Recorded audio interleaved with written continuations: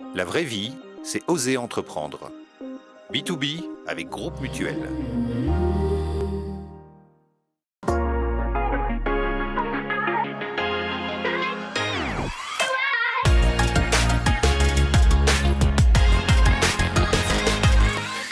Bonjour à toutes et à tous, bienvenue dans B2B. Bonjour Frédéric.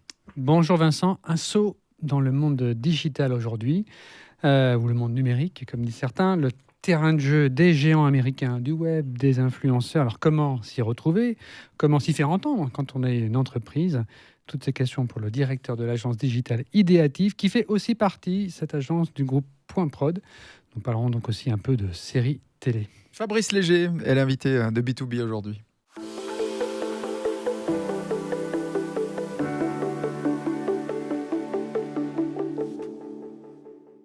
Bonjour Fabrice Léger. Bonjour Vincent. Merci Bonjour d'être avec nous. Merci. Pour cette première partie, déjà un point à explorer, c'est l'entrepreneuriat. Parce que ce n'était pas forcément une volonté que vous aviez de devenir entrepreneur. Ça arrivait un petit peu par la force des choses. Ouais. Comment ça se fait? C'est vraiment un hasard, finalement, un hasard de parcours. J'étais à l'Uni, et puis il y avait la junior entreprise. Là, j'ai fait un HEC, junior entreprise, qui faisait des services aux entreprises dans le domaine marketing. Puis en fait, je voulais faire, l'équivalent pour le web. Et en fait, j'ai démarré CobWeb, l'association CobWeb, qui proposait des services pour les entreprises, mais dans le domaine du web. C'est ce qui est devenu CobWeb tel qu'elle l'était avant la fusion. On aura l'occasion d'y revenir tout à l'heure. Mais alors, pourquoi avoir participé à ce projet-là durant vos études si ce n'était pas une volonté d'être entrepreneur? C'est quand même un projet qui a vocation à être développé par la suite et à devenir une entreprise. Alors, c'est peut-être de l'entrepreneuriat naturel, disons, dans le sens que je ne voulais pas devenir entrepreneur. Je n'avais pas fait un business plan en me disant, bah voilà, les 5 prochaines années, et voilà, ça va être mon business plan, je vais développer cette activité. Ça s'est fait vraiment plus. J'ai créé un job d'étudiant, quoi, qui finalement, 25 ans après, s'est transformé en une entreprise nettement plus grande. Et pourtant, en préparant cette émission, vous me disiez que vous auriez de la peine aujourd'hui à évoluer ailleurs que dans l'entrepreneuriat. Pourquoi? Dans l'entrepreneuriat ou dans l'intrapreneuriat, dans le sens que je pense que c'est vraiment un espèce de manière d'être, de manière de vivre finalement de manière globale. C'est dire, OK, bon, en fait, il y a des problématiques, il faut trouver des solutions pour ces problématiques et on crée, en fait. Il y a ce côté créatif de l'entrepreneur. Je pense que ça, c'est quelque chose que j'ai naturellement. Créer, justement, on parlait de créativité. Créer, c'est ce qui vous plaît le plus dans l'entrepreneuriat, ou bien c'est de prendre des risques, tenter des choses, ou encore autre chose? Alors, dans le job d'entrepreneur, moi, ce que je trouve passionnant, c'est le travail avec les équipes, quoi. C'est vraiment de se dire, en fait, on a des personnes qu'on arrive à embarquer autour d'un projet, puis de faire en sorte qu'ils soient bien dans ce projet, dans leur job. Parce qu'en fait, aujourd'hui, je suis intimement convaincu que ce n'est pas une personne qui fait qu'une entreprise fonctionne.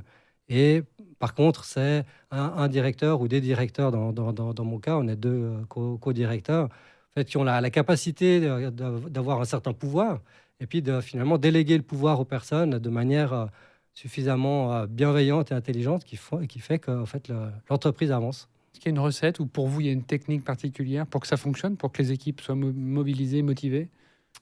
Pour moi, la confiance. La confiance, c'est un des éléments clés. Je trouve aujourd'hui dans les relations humaines au sens large, finalement, indépendant, c'est pas forcément que dans le cadre de l'entreprise, quoi. Mais c'est vraiment partir de la confiance, la bienveillance, finalement. Croire en les personnes, finalement, croire que ça va se faire, croire que les gens vont faire les choses de manière positive et puis les soutenir dans cette démarche. Ça ne marche pas à tous les coups. Oui, parce que la confiance, ça se développe sur le long terme. Alors, au début, on fait comment? Ouais. Vous étiez combien, d'ailleurs, dans le cadre du projet d'HEC? Alors, au début, on était 3 étudiants HEC et puis aussi EPFL. Puis assez vite, on était une vingtaine d'étudiants. Mais finalement, il y en avait que 3 qui bossaient. Donc, c'est pour ça qu'une année, une année après, on a transformé ça en SARL. Il fallait déléguer davantage. Ouais, ouais, mais c'est pas du tout les mêmes enjeux. Aujourd'hui, on est 40 au niveau d'Idéative.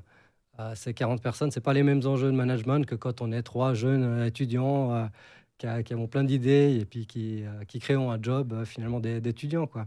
Apprendre ce management, vous l'avez fait sur le terrain, vous avez fait des formations complémentaires durant l'entreprise, le développement de l'entreprise, pardon. Alors, pour moi, il y a plusieurs axes. Effectivement, beaucoup d'apprentissage sur le terrain.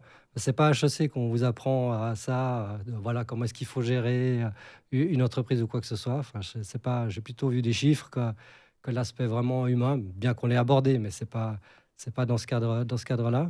J'ai beaucoup appris dans le cadre du scoutisme. En fait, j'ai fait 10-15 ans de scoutisme. Ça m'a beaucoup appris à travailler en équipe, finalement, avec d'autres personnes, échanger sur des avis, des sensibilités différentes. Et ça, je pense que c'est vraiment une partie de l'apprentissage, finalement, de travailler avec les gens. Ça va à l'encontre du cliché du geek solitaire, parce que vous me disiez en préparant cette émission aussi que vous vous définissiez comme un geek. Vous avez fait une maturité scientifique, et puis juste après, vous avez fait une formation dans le son avant l'image. Vous avez commencé par ça, dans le cadre du Conservatoire de Genève, une formation en électroacoustique.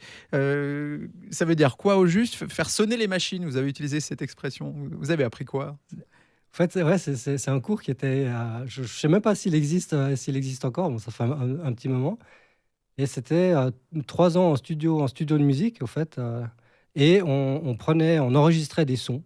Un bout de baguette sur une boîte à biscuits. On enregistrait le son, puis après on le mettait sur des samplers. Et puis on regardait, on le mettait, on transformait le son, on mettait en musique ces différents sons. C'était dans les années 90. Oui, exactement. Ouais. La grande période des Daft Punk, Stardust, la French Touch. Et puis il y a Jean-Michel Jarre avec les grandes nappes de synthé. Donc c'était vraiment ça, quoi. Et c'est là, pour moi, où j'ai eu le virus, finalement, de l'informatique, parce qu'on commençait à jouer avec à la fois du matériel, des micros, et des tables de mixage complètement analogiques, et tout ça enregistré sur l'ordinateur retraité. Il y avait un logiciel qui était assez incroyable qui s'appelait Kandinsky, qui était basé sur le peintre, où justement on faisait des ronds, des traits, etc. Puis en fait, chaque élément géométrique, pardon, en fait, appelait un type de son. Donc en fait, après, le système lisait ça, puis ça donnait un peu une cacophonie jolie. C'est le début du partage aussi sur Internet. 2003, création du site Pirate Bay, qui avait fait grand bruit, qui avait été une véritable révolution à l'époque. Vous vous rappelez de cette plateforme? Oui, de non, mais c'est pas un élément qui m'a plus marqué pour, on va dire, dans le parcours entrepreneuriat ou autre, quoi. C'est pas un élément significatif, on va dire. Une carrière de DJ producteur, vous y avez déjà pensé? Ce sont de vrais entrepreneurs aujourd'hui qui développent même leur marque, leur label. Ça vous aurait plu? Je sais pas, j'ai failli partir. Moi, à la fin du collège, je savais pas vraiment où me diriger. Si j'allais partir plutôt à l'EPFL, faire des études plus scientifiques. Est-ce que j'allais partir... Il y avait une école qui était en partenariat avec un institut en France sur tout ce qui était système de communication. Et puis, à ce moment-là, j'avais hésité de faire ingénieur du son. Donc, j'aurais peut-être pu finir comme ça, effectivement. Avec ce projet Cobweb, vous avez pu associer le son à l'image et puis finalement le digital, c'est là-dedans que vous avez choisi d'investir votre force. C'est dans ce domaine que vous avez vraiment développé Cobweb. Et comment était le marché à l'époque? Parce qu'on parle du début des années 2000, d'une agence digitale. Ça voulait dire quoi, digital, quand on parlait de produits digitaux à cette époque? Déjà, c'était pas agence digitale, c'était agence web. Maintenant, on dit agence digitale, c'est mieux, mais il n'y avait pas encore les smartphones. Il n'y avait pas exactement. Ouais, l'iPhone n'existait pas. C'était pas vraiment digital. 2007, Donc c'était vraiment la page HTML, en fait, la page web, finalement, la version papier, mais toutes les entreprises n'avaient de loin pas un site internet. Non, c'est ça. Donc c'était vraiment le début, hein, parce que 96, on est au tout début du web. Donc en fait, on était presque trop avant-gardiste. Il fallait expliquer au client vraiment la démarche, le convaincre de venir. Ouais, que c'était bien. Puis en fait, on était probablement, on avait presque un décalage quand on parlait de choses qui étaient trop loin. Je me rappelle, on avait travaillé sur un site qui s'appelait Payer moins, En fait, c'était l'équivalent de Groupon après, qui a eu un énorme succès. Où là, on était probablement 2 ans, 3 ans, trop tôt. Mais c'était l'idée de mettre des petites annonces et puis avec des bons de réduction et puis pour pouvoir faire finalement tout le parcours, c'est-à-dire ok, bon, on a un site, les gens vont sur le site, ils impriment leurs bons et puis ils vont chez le coiffeur ou au restaurant et puis ils bénéficient de ce bon. Et ouais, voilà, c'était une expérience. Disait ce célèbre banquier genevois, avoir raison trop tôt, c'est avoir tort. Ouais, mais oui, c'est vrai, parce que c'est toujours comme ça, hein. Enfin, on voit, que ce soit dans le domaine de l'innovation, c'est important d'innover, mais bah, des fois, on est trop tôt, et puis bah, c'est un autre qui prend le relais et qui améliore l'idée de départ, quoi. Parlons d'un rêve maintenant, un rêve de gamin. C'est comme ça que vous m'en parliez. Passer votre brevet de pilote, Ouais. mais d'hélicoptère. Oui. Ça faisait longtemps que ça vous trottait dans la tête. Vous avez commencé à passer votre licence cette année. Qu'est-ce qui a fait que vous avez franchi ce cap? Vous avez dit maintenant je vais voler. Bon, bah, effectivement, c'est un rêve de gamin. Moi, chaque fois qu'il y a un hélicoptère qui me passe au-dessus de la tête, je lève la tête, j'essaie d'entendre, enfin, de reconnaître le son de certains hélicoptères. Je suis pas capable de tous les reconnaître. Et puis, à un moment donné, tu dis, bon, ok, là, j'arrive sur la cinquantaine. Faut pas que j'attende encore trop longtemps parce que après, je vais plus pouvoir apprendre à piloter. Donc, c'est vraiment une histoire, c'est-à-dire, bon, bah, ok, allez, vas-y. C'est un challenge vraiment personnel, quoi. Et conséquent, on parle d'un peu plus d'une centaine d'heures de théorie, une cinquantaine d'heures de pratique. Là, vous avez une dizaine d'heures de vol Ouais. à votre actif. Comment vous organisez ces cours, cette formation en plus du reste? Alors, la partie théorique, en fait, c'est des cours le soir qui peuvent se faire soit 2 soirs par semaine, soit un soir par semaine. Donc là, je fais un soir par semaine. C'est 2 heures et demie de cours. Voilà, ça avance au fil de l'eau, comme ça. Et puis en parallèle, ben, les cours pratiques, ben, c'est en fonction de l'agenda de l'instructeur, en fonction de l'agenda de la disponibilité de l'hélicoptère et puis de ma disponibilité. Donc ça avance. Par contre, j'ai pas envie de me mettre une pression incroyable. J'avance, ça me fait vraiment plaisir de faire ça. Je le fais vraiment. C'est juste se faire plaisir ou vous voulez plus de mobilité vous-même, aller vite à Berne, à Zurich ou sur la Côte d'Azur, c'est ça votre but? Non, c'est vraiment, pour moi, c'est vraiment plus un challenge personnel parce que il y a vraiment un côté. Enfin, la première fois quand on rentre dans un hélicoptère puis qu'on écoute ce que le pilote doit faire entre les instructions radio plus finalement tous les maniements, moi je trouve impressionnant. Puis de se dire, ok, ben, je suis capable de faire ça. C'est un joli challenge, mais c'est pas pour gagner du temps parce que je sais plus qui c'est qui disait ça. Il disait, finalement, c'est un moyen très rapide, mais il faut avoir le temps pour y aller parce que entre les procédures d'annonce qu'il faut faire à l'aéroport avant, tous les check-in, les checks en fait, techniques avant de pouvoir décoller, on gagne pas de temps.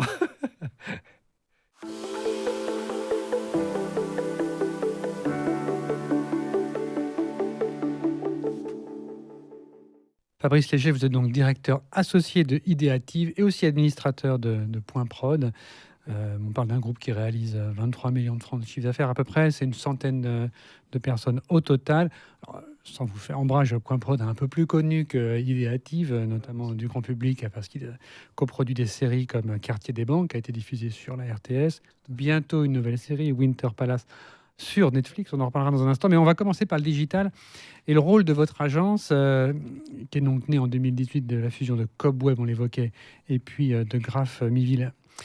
Ensemble, vous êtes présent à Berne et à Genève, avec des clients très variés. Sur votre site, on voit il y a bien la joaillerie Chopin, il y a les machines Bobst, les SIG à Genève, les cafés Nespresso. Pourquoi cette variété de clients? Est-ce que c'est un hasard ou bien c'est délibéré? La variété de clients, finalement, elle est pas mal liée à l'activité digitale parce que finalement, on accompagne nos clients dans leurs projets. Et donc, en fait, on s'adapte. Et puis, c'est ça je trouve, qui est passionnant et qui fait que 25 ans après, je suis toujours là dans ce métier. C'est qu'en fait, en fonction du client, on découvre aussi un métier.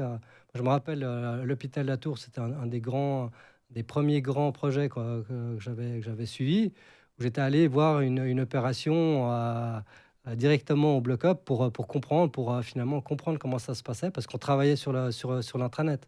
Et on fait ça, et puis tout à coup, on a un autre projet, c'est la FIM, et au fait, on découvre le monde de la moto, et c'est des mondes qui sont complètement différents. Mais finalement, le savoir derrière qu'on a d'accompagnement, en fait, il est globalement le même. Mais on pourrait effectivement avoir une agence digitale qui est spécialisée sur un domaine.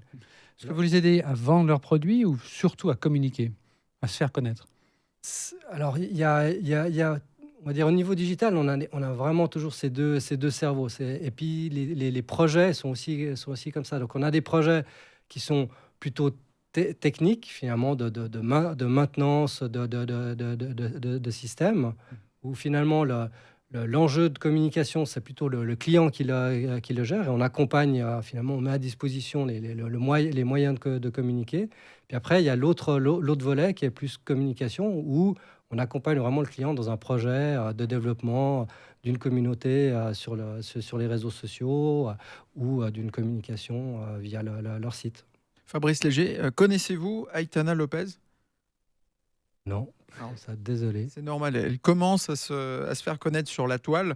On pouvait lire en novembre un article de Libération qui parlait d'elle, justement. C'est une Instagrammeuse créée de toutes pièces par de l'IA. Elle n'existe pas, mais qui arrive quand même à générer des revenus. Cette agence revendique 10 000 euros par mois de gains grâce à cette influenceuse complètement virtuelle. Ouais. Des clients comme Balenciaga ou Monoprix qui sont régulièrement clients de ce genre d'agence. Vous avez déjà eu des collaborations avec ce genre de produits ou ce genre de marque? Avec des avatars. Alors, avec des avatars, je sais, j'ai pas tout le contexte. Le côté influenceur, pour moi, c'est vraiment un enjeu aujourd'hui de communication, effectivement, d'aider des marques à communiquer. Maintenant, c'est là où, en fait, qu'est-ce qu'on recherche quand on s'adresse à un influenceur ou une influenceuse? C'est un savoir autour de la marque, autour d'une passion, autour d'un sport.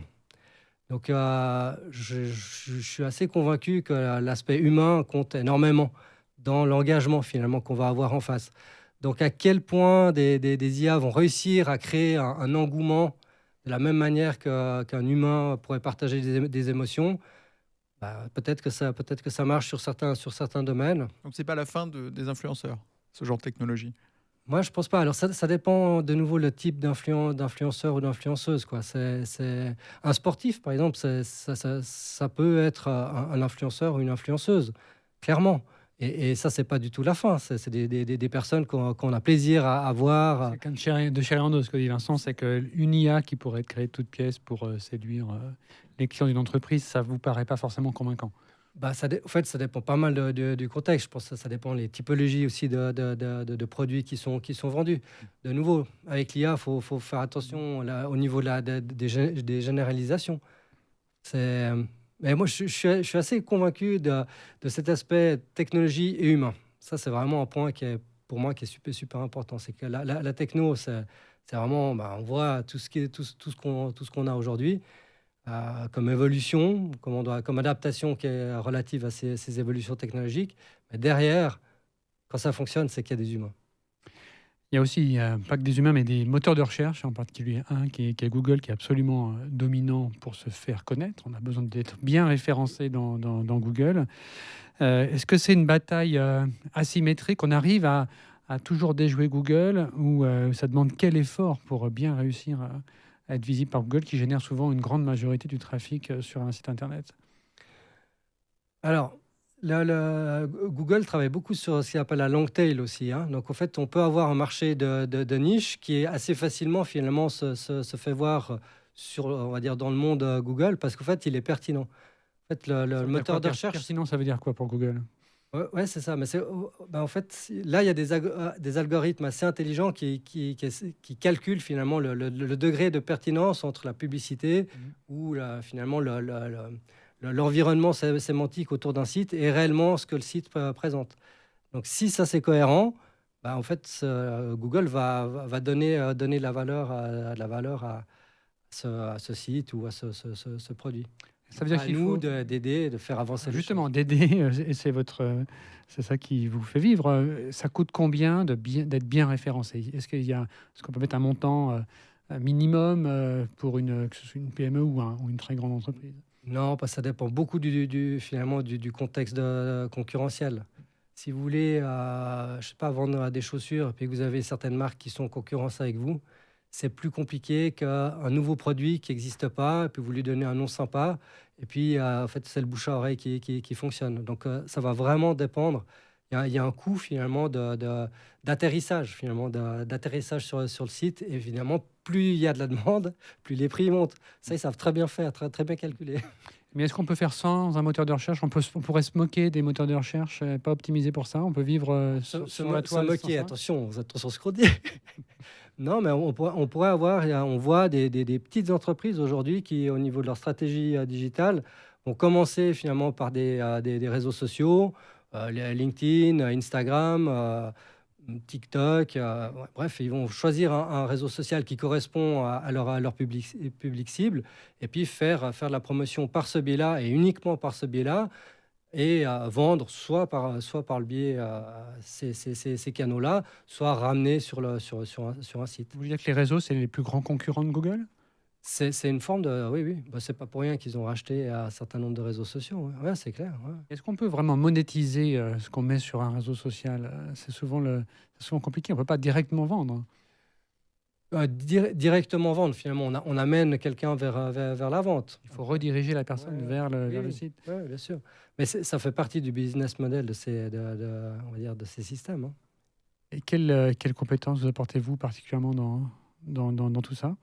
Nous, on a au niveau de l'entreprise une équipe qui est spécialisée au niveau marketing digital. Donc, il va accompagner non seulement pour faire la partie création de contenu pour les réseaux sociaux, que ce soit LinkedIn, Instagram ou autre, puis après l'accompagnement par rapport à, on va dire, aux meilleures pratiques qu'il faut mettre en place, soit pour son site, soit sur LinkedIn. Et avant de parler de Point Prod, une dernière question sur le marché plus général du numérique en Suisse. Alors, on parlait des grands acteurs tels que celui de Google, un américain, mais il y a aussi des Suisses qui sont regroupés. Ringier, TX et la Mobilière ont créé le Swiss Market Group. Vous pensez quoi de cette stratégie? C'est une réponse efficace à la force de Facebook ou de Google sur, par exemple, le marché des petites annonces? Alors ça, on va dire, de nouveau, c'est toujours une histoire de marché. Quelle cible on vise? Si, selon finalement la destination de nos produits ou nos services, en fait, on va s'adresser à différents types de médias qui vont relayer notre message. Et puis, ça peut être au niveau suisse, comme ça peut être au niveau européen, au niveau mondial. Ça dépend vraiment on va dire, du contexte du marché qu'on vise, quoi. On va parler du groupe tout de suite. Mais Idéatif, cette année, mes affaires marchent comment? C'était à peu près un peu moins de 5 millions de francs le chiffre d'affaires l'an passé. Ce sera combien cette année? Là, on est à 4,5 millions, 4,6 millions. On va finir l'année. C'est une année plutôt plate ou non, on progresse, mais gentiment, on va dire. On est en phase de consolidation et chaque année, on progresse gentiment. Et c'est très... Enfin, nous, on est vraiment très contents, quoi. C'est une boîte qui avance bien. On a réussi notre consolidation. Les gens sont contents. Et voilà. Pour un entrepreneur, c'est finalement ce qui est le plus important. On l'a dit, vous êtes donc administrateur de Point Prod Actua qui va coproduire, devrais-je dire, cette future série Winter Palace qui sera diffusée sur Netflix. Oui. Et sur la RTS. Et sur Play Suisse. Et sur Play Suisse. En avant-première. Ça veut dire que, aussi en termes de diffusion, la télé n'est toujours pas morte. La télé reste là. On est dans cette phase de transition. Hein. C'est clair. C'est qu'aujourd'hui, on a toujours un peu ces deux mondes, pas qui s'affrontent, mais qui se côtoient, avec, on va dire, la TV linéaire, avec des programmes, avec des horaires bien précis, et puis gentiment, une nouvelle forme de consommation finalement des fictions, des séries ou autres.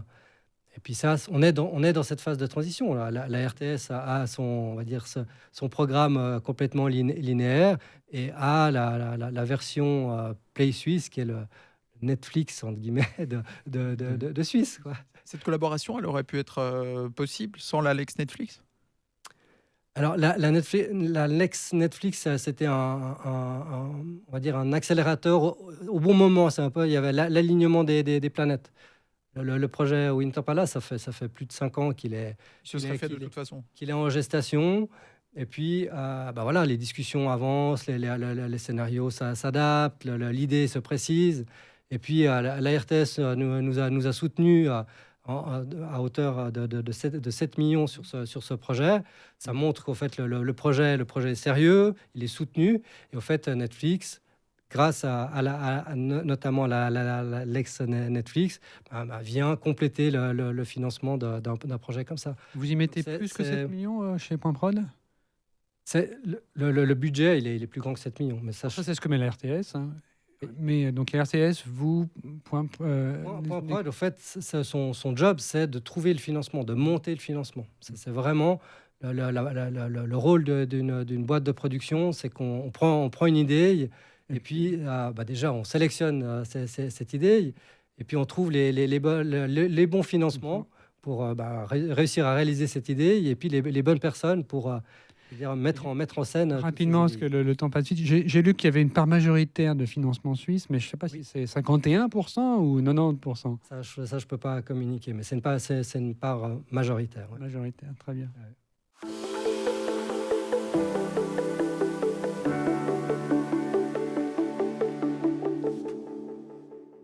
Fabrice Légier, on va terminer par quelques questions autour de l'aéronautique. On n'a pas vraiment les compétences pour poser des questions techniques qui pourraient être cruciales dans le brevet de pilotage.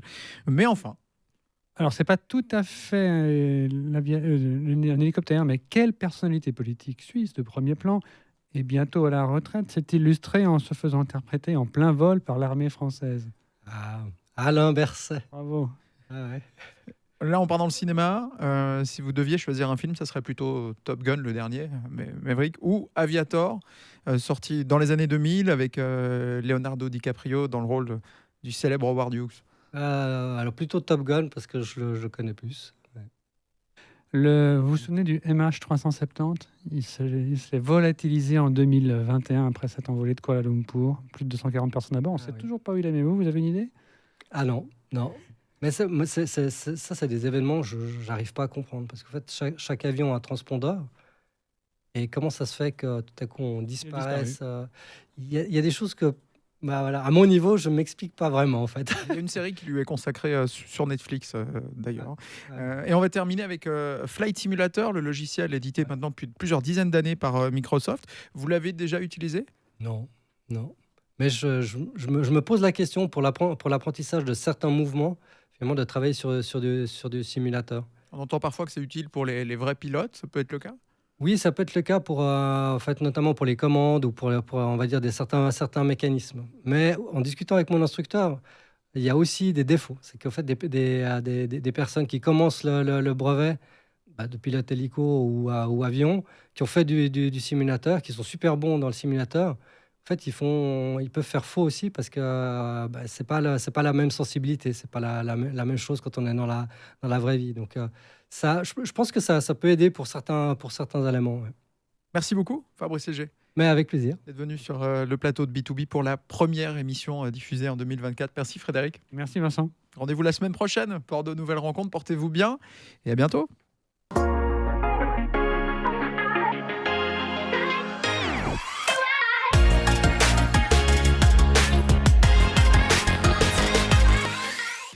La vraie vie, c'est oser entreprendre.